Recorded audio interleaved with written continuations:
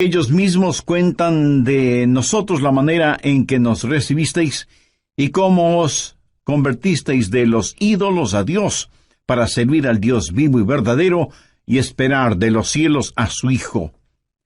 Una de las más hermosas y significativas frases en la Biblia es lo que dice el verso 10, y esperar de los cielos a su Hijo, al cual resucitó de los muertos, a Jesús, quien nos libra de la ira venidera.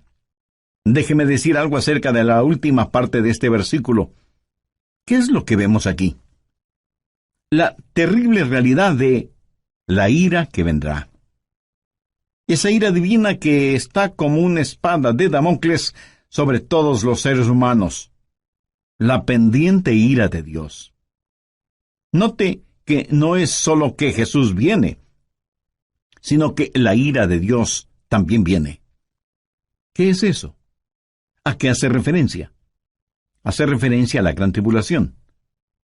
Si usted piensa que hoy en día estamos teniendo increíbles problemas y dificultades, la ira de Dios, la gran tribulación, hará que estos días que estamos viviendo en la actualidad parezcan como paseo de verano en la playa. La ira de Dios, la gran tribulación, será un tiempo infernal en la tierra, será un tiempo de indescriptible sufrimiento. El profeta Daniel advirtió sobre este tiempo. Anote al margen Daniel 12:1. Y será tiempo de angustia, cual nunca fue desde que hubo gente hasta entonces. Será un tiempo de sufrimiento sin paralelo en la historia. Y el Señor Jesús también advirtió sobre esto. Busque Mateo 24, desde el verso 21. Porque habrá entonces gran tribulación, cual no ha habido desde el principio del mundo hasta ahora, ni la habrá. No estamos hablando de una tribulación normal, no estamos hablando de los tiempos oscuros y terribles que los creyentes han conocido y vivido a través de los siglos. Estamos hablando de un tiempo sin precedentes. Daniel habla de tiempos problemáticos. Jesús habló de la gran tribulación y Pablo lo identifica como la ira que vendrá. En el capítulo 6 de Apocalipsis se describe la ira que vendrá. Veamos desde el verso 15. Y los reyes de la tierra y los grandes, los ricos, los capitanes, los todopoderosos y todo siervo y libre, se escondieron en las cuevas y entre las peñas de los montes, y decían a los montes y a las peñas, «Caed sobre nosotros, y escondednos del rostro de aquel que está sentado sobre el trono, y de la ira del Cordero». Generalmente hablamos de la gentileza del amor del Cordero, o sea, de Jesús. Pero escúcheme con atención. El amor de Dios es la mitad de la verdad, pero no toda la verdad. Y cuando usted toma solo la mitad de una verdad y la presenta como si fuera toda la verdad, entonces la mitad que no presenta resulta que viene siendo una mentira. Pero, mi amigo, de acuerdo a la Biblia, la otra mitad del amor de Dios es la ira de Dios, la justicia de Dios. El gran día de la ira de Dios se acerca. ¿Y quién será capaz de enfrentarlo? Daniel, Jesús, Pablo y Juan hablan sobre ese evento. Ese día sin paralelo ni precedente en la historia humana va a llegar, y Pablo lo identifica como la ira que vendrá. Con todo lo que sucede a nuestro alrededor en nuestros días, bien se podría decir que las llamas del juicio de Dios están ya apareciendo en el horizonte. Apocalipsis 6, desde el verso 1. Vi cuando el Cordero abrió uno de los sellos, y oí a uno de los 4 seres vivientes decir, como con voz de trueno, «Ven y mira». Cuando usted escucha truenos, ¿qué es lo que espera? Pues una tempestad, ¿verdad? A Juan se le dijo que mirara. ¿Y qué es lo que él vio? Veamos en el verso 2. Y miré, y he aquí un caballo blanco. Vamos a ver 4 jinetes en sus caballos, cabalgando durante la gran tribulación. Algunos llaman a estos los 4 jinetes del Apocalipsis. Y todo esto no es más que una descripción de la frase que Pablo usó cuando dijo, la ira venidera. El primer caballo es el blanco, de dominio. Juan dice, y miré, y he aquí un caballo blanco, y el que lo montaba tenía un arco, y le fue dada una corona, y salió venciendo, y para vencer. ¿Quién es este que monta en un caballo blanco? Mi amigo no es otro que el anticristo. Es la simbología bíblica. Un caballo blanco significa dominio, conquista, triunfo, y durante ese tiempo, el Mesías del diablo, el anticristo, regirá en el mundo. Tiene un arco en su mano, lo cual es símbolo de poder. Tiene una corona en su cabeza, lo cual también significa dominio. Y si usted me pregunta, ¿el mundo en realidad será gobernado por el anticristo? Absolutamente cierto. Jesucristo fue muy claro al respecto. Busque Juan 5:43. Yo he venido en nombre de mi Padre, y no me recibís. Si otro viniere en su propio nombre, a ese recibiréis. Jesús dijo que no le recibimos a Él, que es el verdadero Cristo, pero sí recibiremos al anticristo, que vendrá montado en un caballo blanco. De paso, quiero compartir con usted lo que leí en un periódico y que tiene que ver con un nuevo símbolo propuesto para las Naciones Unidas. ¿Sabe cuál es ese nuevo símbolo? Un caballo blanco. El artículo dice que el caballo blanco es símbolo de paz, y cito textualmente parte de lo que dice el periódico. La paloma, como símbolo de paz y fraternidad entre las naciones, enfrenta a un competidor, un caballo blanco. El diseño del caballo blanco fue donado con el propósito de unir pacíficamente los 5 continentes, simbolizado a través de la fortaleza del caballo que asegura libertad y unidad.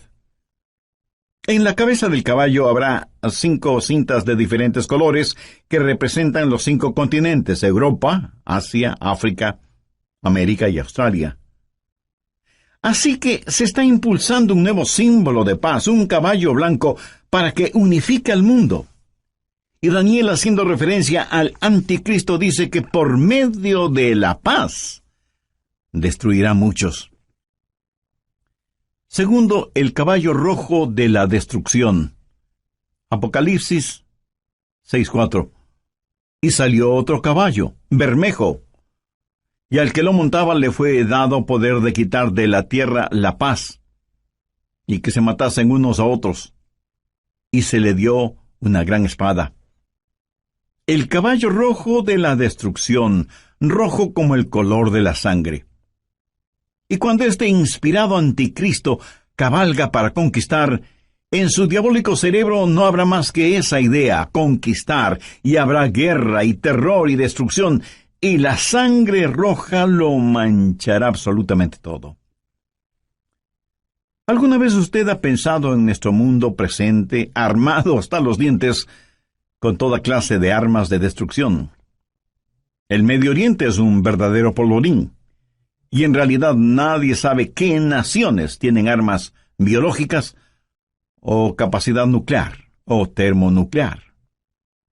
Un gran general norteamericano dijo, sabemos mucho más acerca de la guerra que de la paz. Sabemos más acerca de quitar la vida que acerca de vivir en este siglo que se pregona es el siglo del progreso. El conocimiento científico ha sobrepasado los límites de control. Tenemos muchos hombres de ciencia, pero en verdad muy pocos hombres de Dios. El mundo ha alcanzado notoriedad sin sabiduría, poder sin conciencia. Somos un mundo de gigantes nucleares, pero criaturas sin ética. Todo lo que sucede en el mundo está llegando a su clímax. Y la Biblia lo identifica como el gran día de la ira de Dios. Con la llegada del caballo rojo de la destrucción, el espíritu del odio que está en el anticristo inflamará los corazones y las mentes de los seres humanos y causará que los padres maten a sus propios hijos y que se maten entre hermanos. Será un tiempo de indescriptible sufrimiento cuando la espada estará chorreando la sangre de todos aquellos que no han querido recibir la marca de la bestia.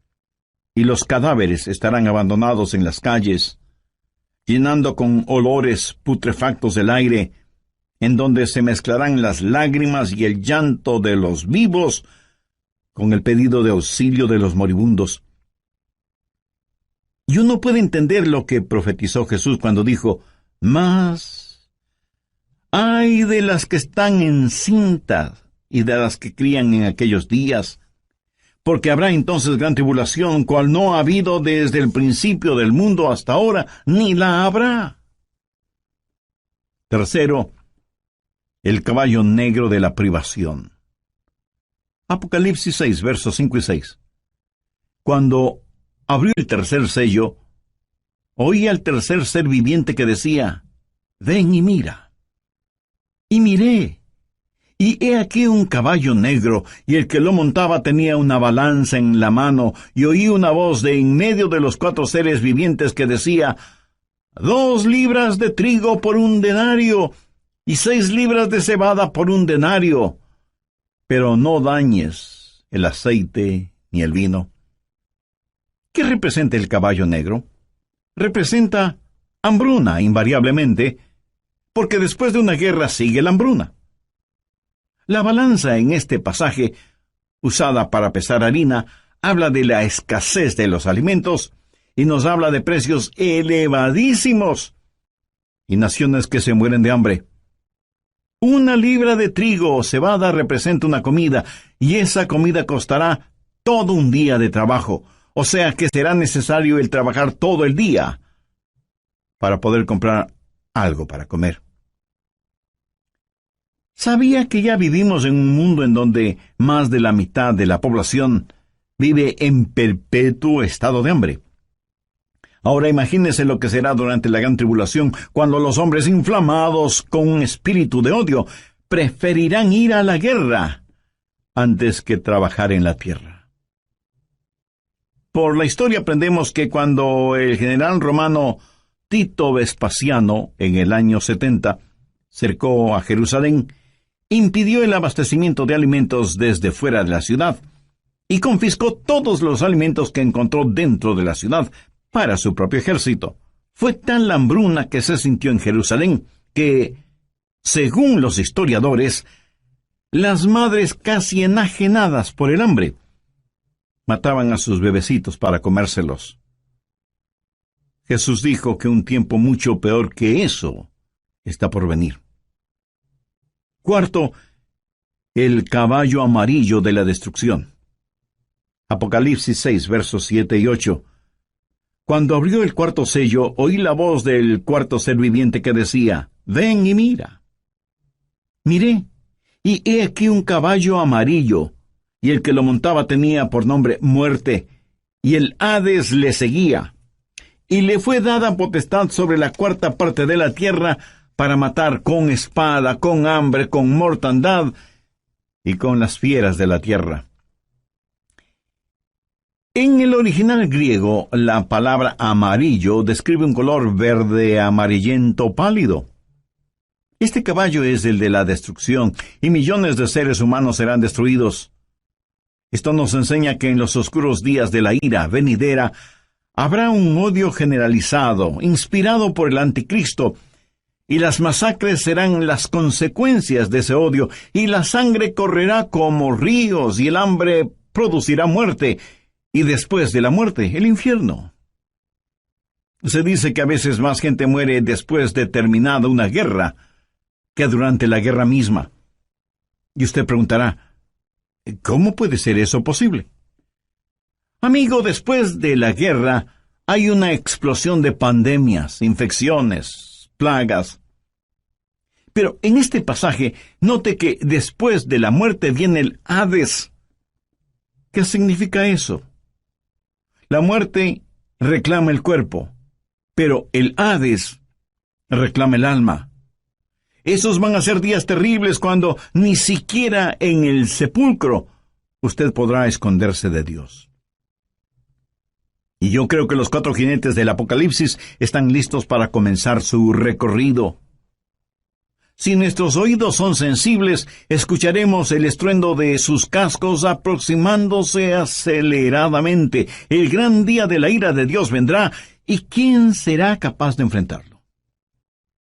Este pasaje de Primera de Tesalonicenses nos previene acerca de la ira que vendrá, pero solo he hablado de una parte de lo que sucederá durante la gran tribulación. Vayamos ahora a Apocalipsis 9. La gran tribulación será un tiempo cuando los espíritus diabólicos serán desatados sobre la tierra. Apocalipsis 9:1. Y el quinto ángel tocó la trompeta, y vi una estrella que cayó del cielo a la tierra. ¿Qué representa esa estrella caída? Es el mismísimo Lucifer. Y se le dio la llave del pozo del abismo, o sea, la llave es entregada a este supercriminal para que abra la cárcel que está en el abismo y deje en libertad a los malévolos espíritus encerrados allí. Y cuando eso pase, cosas increíblemente horrorosas van a suceder. Veamos el verso 2. Y abrió el pozo del abismo, y subió humo del pozo como humo de un gran horno, y se oscureció el sol y el aire por el humo del pozo, y del humo salieron langostas sobre la tierra, y se les dio poder, como tienen poder los escorpiones de la tierra. Un notable comentarista bíblico, refiriéndose a esto, dice: las langostas son infernales. Por eso vienen desde el fondo del abismo. Bueno, aquí no está hablando de langostas comunes. Estas son un emblema, un simbolismo de espíritus diabólicos. Son espíritus infernales e insaciables. Este no es un panorama muy halagador que digamos, ¿no le parece? Y menos para quienes no son salvos todavía. ¿Es usted ya salvo o salva? ¿Hay en su corazón el anhelo de que Jesús regrese? ¿Tiene la absoluta certeza de que al morir se irá al cielo? Si no es así, usted necesita hacer una decisión espiritual ahora mismo. Le invito a decir la siguiente oración. Dígala con sus propias palabras. Las mías son solo una guía. Querido Dios, perdóname porque aún siendo religioso, he estado tan pendiente de las cosas materiales que no he puesto ninguna atención a las cosas espirituales. Soy pecador y necesito tu perdón. Me acerco a ti en busca de misericordia y gracia. En el oriente, enormes enjambres de langostas aparecen en cierta época del año y devoran todo cuanto encuentran a su paso, incluyendo la vegetación. Pero las langostas de este versículo son diferentes. No dañarían ni una sola hoja de la vegetación, pero sí dañarían a los hombres y serían insaciables. Pero no solo son insaciables, sino que también son intolerables. Veamos los versos 5 y 6. Y les fue dado no que los matasen, sino que los atormentasen 5 meses, y su tormento era como un tormento de escorpión cuando hiere al hombre. ¿Ha sido usted alguna vez picado o mordido por un escorpión? Bueno, yo sí. Y eso es algo que de ninguna manera es agradable el recordarlo. Pero estos tal vez billones de langostas bíblicas salidas del abismo infernal tendrán el poder de ocasionar intolerables y terribles dolores. ¿Cuán terrible es ese dolor? La respuesta está en el verso 6. Y en aquel día los hombres buscarán la muerte, pero no la hallarán.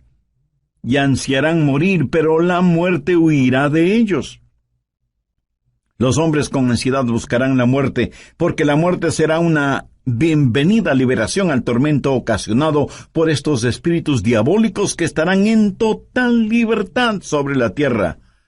No solo serán espíritus intolerables, sino que además serán espíritus irresistibles. Verso 7. Y el aspecto de las langostas era semejante a caballos preparados para la guerra. Como un ejército bien entrenado, avanzan, marchan. y nadie les puede detener, nadie puede estorbar el vertiginoso marchar de estas fuerzas diabólicas salidas del fondo del abismo de la maldad. Son irresistibles y al parecer invencibles. Apocalipsis 9:7.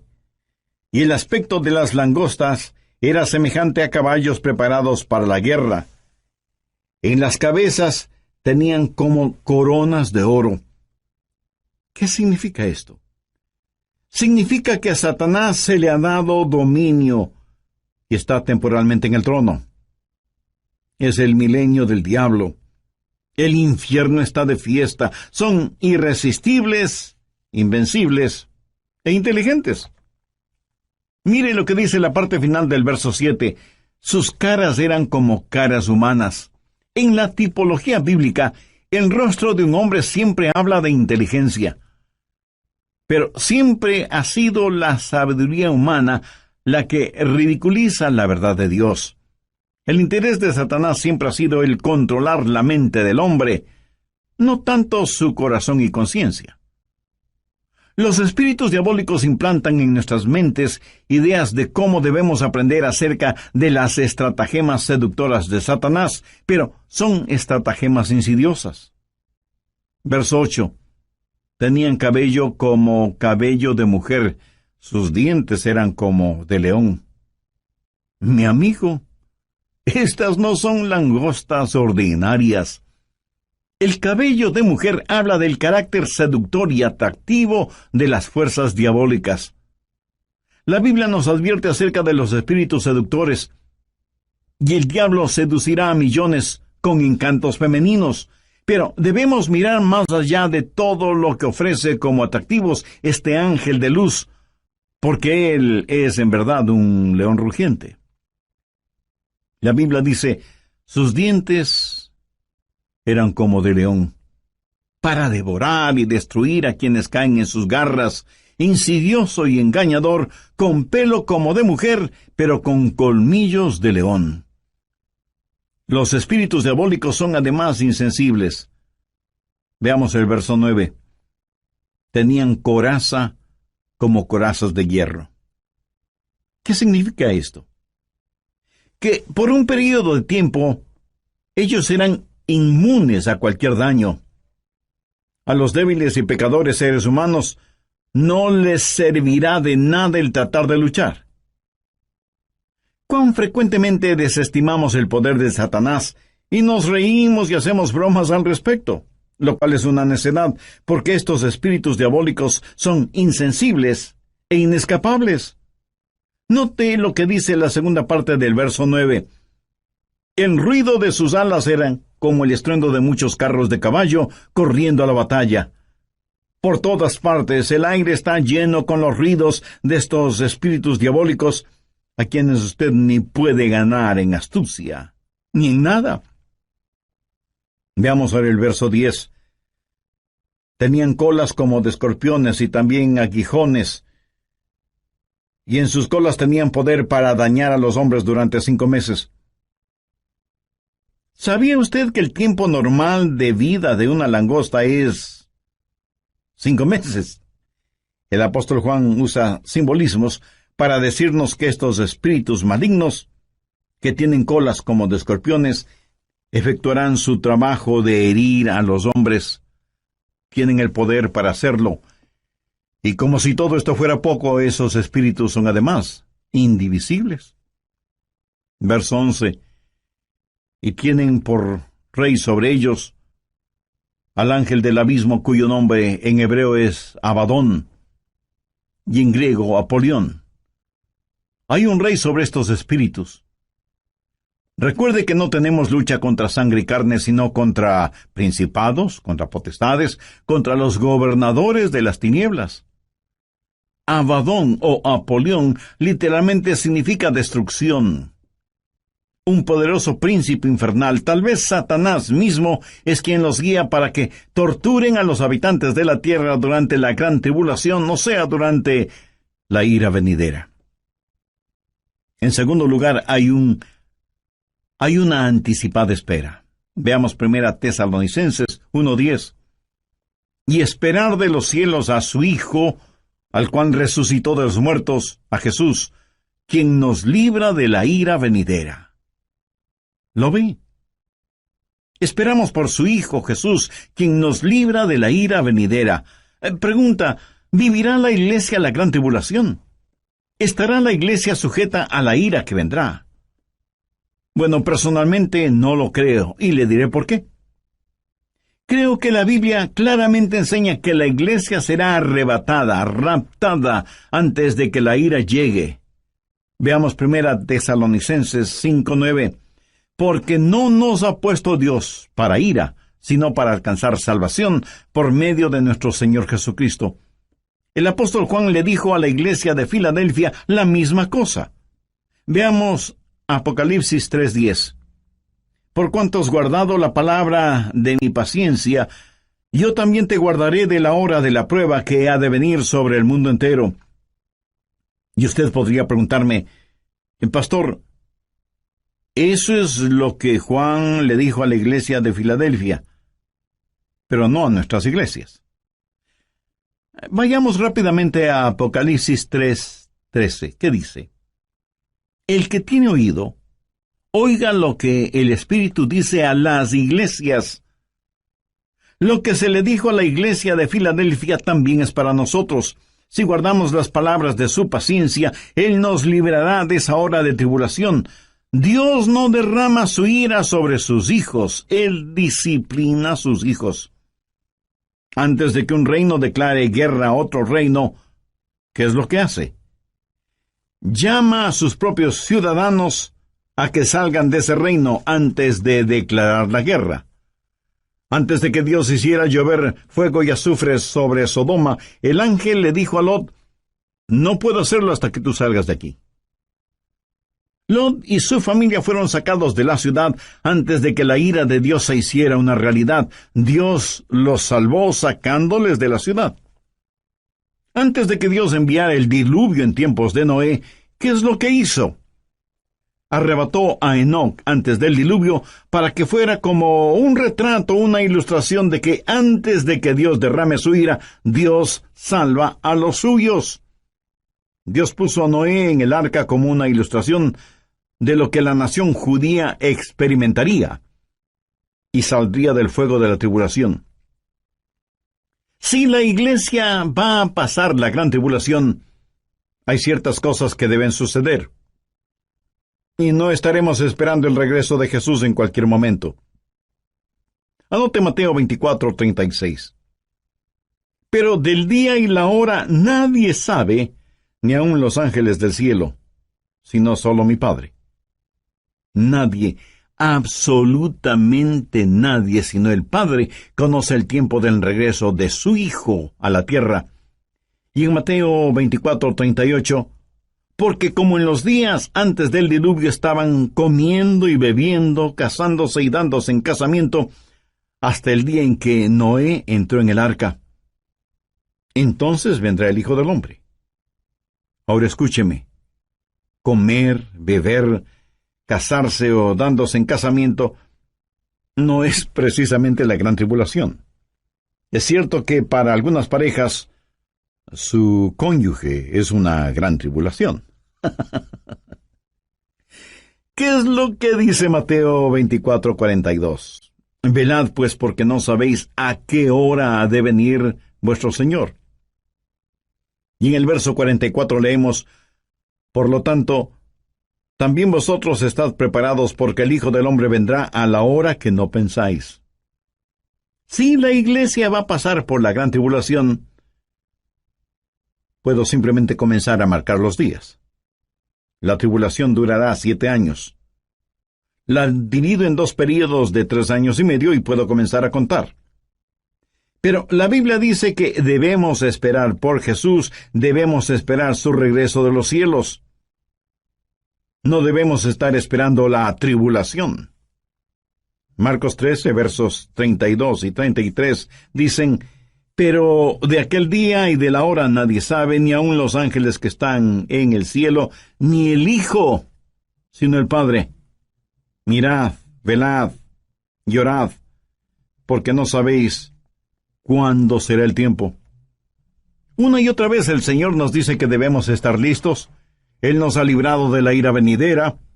Si la iglesia va a pasar por la gran tribulación, entonces, en vez de estar mirando hacia arriba, debemos estar mirando alrededor, esperando no a Cristo, sino al anticristo.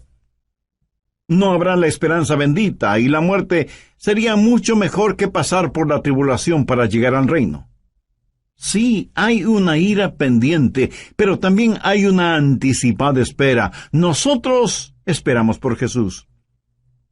Hay también un servicio ejemplar. ¿Qué debemos hacer? Pues estar listos para el rapto. ¿Cómo los creyentes de la iglesia primitiva se preparaban para el rapto? Veamos 1 Tesalonicenses 1:9. Porque ellos mismos cuentan de nosotros la manera en que nos recibisteis y cómo os convertisteis de los ídolos a Dios para servir al Dios vivo y verdadero y esperar de los cielos a su Hijo, al cual resucitó de los muertos, a Jesús, quien nos libra de la ira venidera. En primer lugar, si usted quiere estar listo para el rapto, necesita convertirse de sus ídolos.